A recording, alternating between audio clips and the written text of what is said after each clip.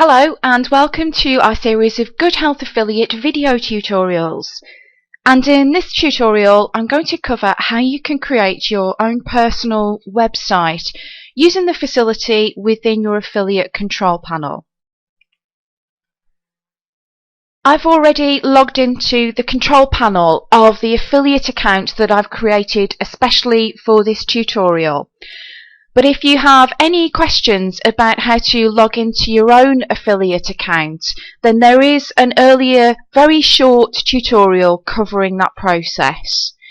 But for now, what I'm going to do is scroll down on the left-hand side under Marketing Materials, and I click on this link here for Manage Personal Website. And as you can see on this page, we have this big white space here and all these WYSIWYG tools here, and this is what we're going to use to create our personal web page. But before I go any further, what I want to do is actually cover something that's very important, and that is where to find the link to your personal website, because you're going to want to inform your customers or your clients or people that you know that you have this new facility, and it's very, very important that you know where to actually find the URL for your website. So I'm going to return to my control panel.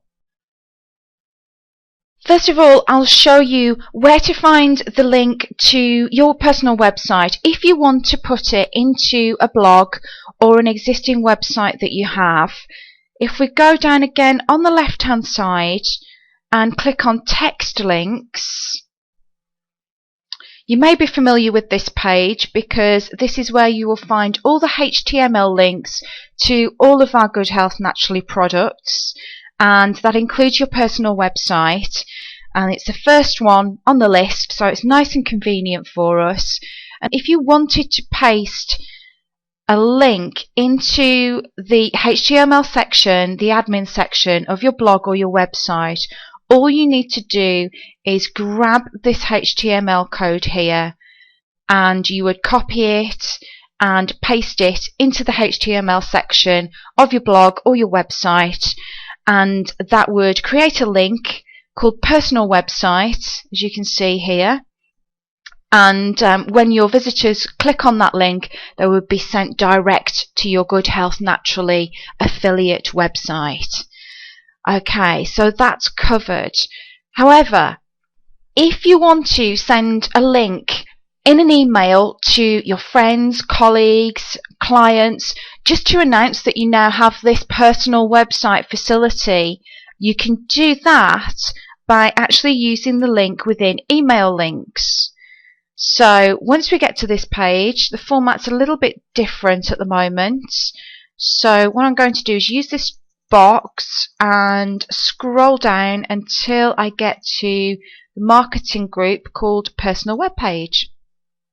Click on Display Email Links, and as you can see, that brings up a couple of different options. If you've got a fancy HTML newsletter, for instance, you can basically grab this HTML formatted link here, and once again copy and paste that into your email or your newsletter. However, if you just want to create a very simple text email to your contacts, then you can just use this plain text email link here, and I'm going to just demonstrate that now by copying it and pasting it into a very simple email here. And you can literally just paste it like this, or you can be a little bit more fancy and obviously use it as a hyperlink. Very simple to do. I'm just going to paste that link in there, and there you go. I've got my hyperlink all sorted out there. While I'm on this page, this would be a great opportunity for me to explain further why it's so important for you to grab the URL for your website from these sources. Okay. The most important part of these URLs that you see here are these numbers. Now for this account that I've set up for the tutorial, This is the affiliate ID number of this account. So as you can imagine, when you log into your own affiliate account and create your own personal website, then these numbers here will actually be your affiliate ID number. And that's what makes it so important, because when you use these URLs and you either email them to your clients or your potential customers, or you put them in your blog and people follow those links, then when they click through and make purchases from this URL, it is picking up your affiliate ID number. And that means that any purchases, any customers that register, or any purchases that are made are then always linked to your account. And that's the reason why it's so important for you to get this URL right. Okay, so now we've got that covered, I'm going to go back to the personal website page and we can start creating. Okay, the first thing I want to say to you is don't panic. Although this might look very intimidating at the moment, like we've just given you a whole piece of blank space to fill with all of your own content, that's not the case. We've made it very easy for you, and I'll demonstrate that for you now. If you can see right down at the bottom here, it says to view your new affiliate website, click here. And you're thinking, well, there is no website. But if I do click on that link, it will load in a new tab, and you can see that actually there's a lot of formatting there. So you don't have to add products or mess around with lots of complicated HTML.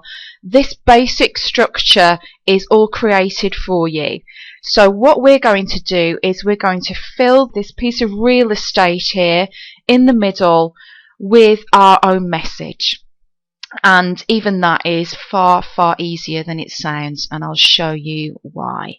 Okay, back to our white space. Okay, the easiest way to actually put some content into this space is by using one of our preset templates. And you can find those just here on the top line. All these little WYSIWYG buttons here we'll use at some point or other. But this one, third one along, says insert predefined template content. So I'm going to click on that now, and it brings up this preview box, and here I can select a template. There are 5 to choose from. I'm not going to go through all of them because you can do that in your own time and just play about with them. Remember that you can't break anything here. If you load something and you don't like it, you can just delete it and start again.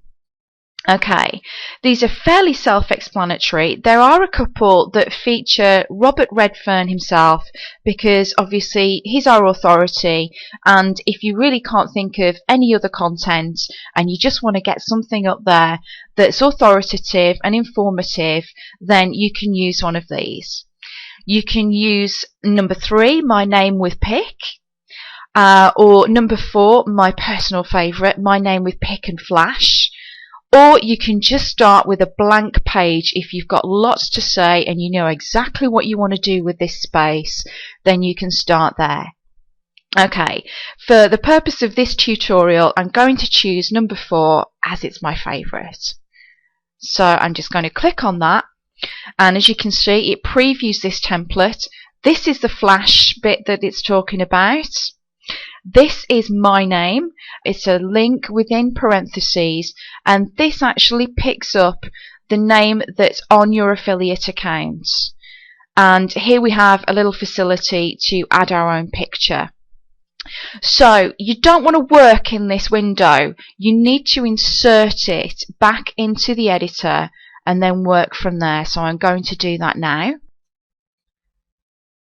The template that I've chosen has now inserted into the editor, and I can make some tweaks and changes from here. Don't be concerned that the flash file has not shown up as an animation in this editor area. It does still work. But as you can see, my name has been inserted exactly as it shows on my affiliate account as GHN Tutorials 2. And just as you might not want your exact name as it's been inserted, you can actually change that now and overwrite. So if you prefer your nickname or a shortened version of your name, that's no problem. You can actually change that here.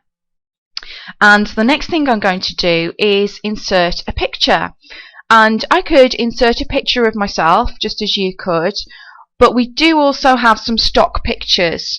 So just for the very easiest option here, I'm going to insert one of the stock pictures. So I'm going to actually just highlight that area by clicking on it, and then I'm going to go back up to our toolbar, and you'll probably be familiar with an icon for inserting and editing an image if you're used to using Microsoft Word or any other WYSIWYG program. So if I click on that icon, you can see it brings up a separate editor again. And from here, if I scroll down to the second option, Image List, and click on this drop down box, you can see that there are quite a few just stock copyright free pictures that I can choose from, and really here you can choose one that best represents the message that you want to convey. So let's have a look. Which one do I like? I quite like dogs, so I could choose one of these. Let's have a look, and you get a little preview of the image there. So what I could do is update and insert that into my editor and take a look at how it looks. It's a little bit big. It kind of moves all the text over to one area. What I'll do is I'll actually save changes on that. And this is a great process to go through as you're learning this software. Always save your changes whenever you do something. You know, I should have done it really when I changed my name, just to make sure that any changes I make are saved, because then I can go and preview that front page again and have a look at it, and if I was happy with that, then great. But I'm actually a little bit concerned that all of this text is kind of squashed up on the right hand side. So I'm going to X out of that preview, go back to my editor, and I want to make this image a bit smaller. So again, I'll click on the image, I'll go back to the image editor, and I'm going to select the second tab for appearance. I can change the dimensions here, and I probably want it around about half the size that it is at the moment. So if I just type in a size there, and I quite like a little bit of a border, a little bit of a space between the image and the text. So I'm just going to pop a little 4 pixel space in there. Always remember to update.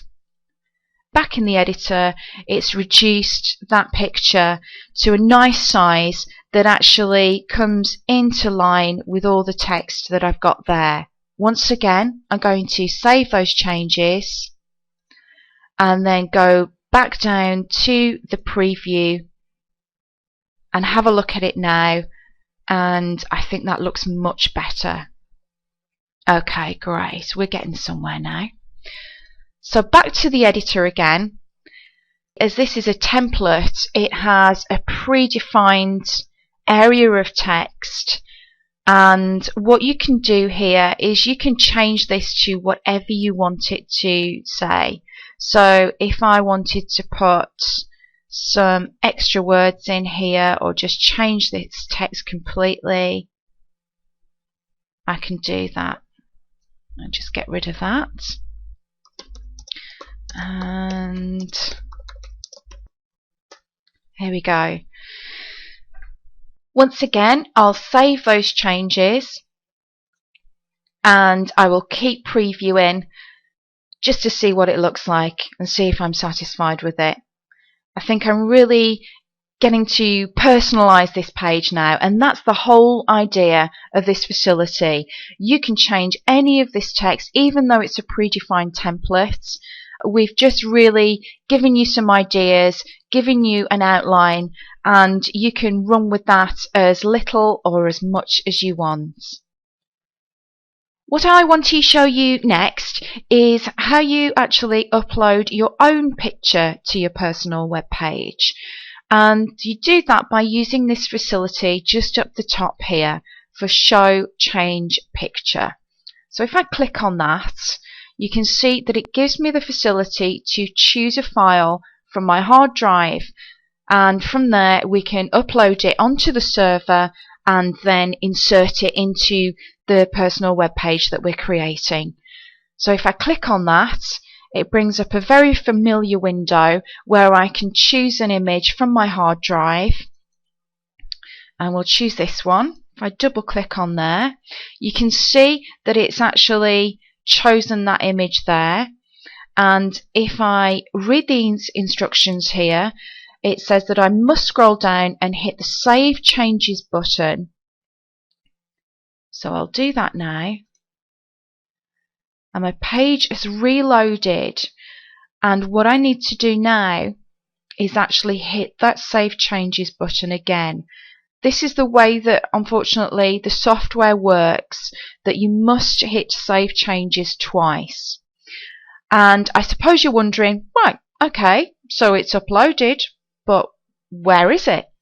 Well, that's easy to see if we actually go down again to Insert / Edit Image, and I go to the image list.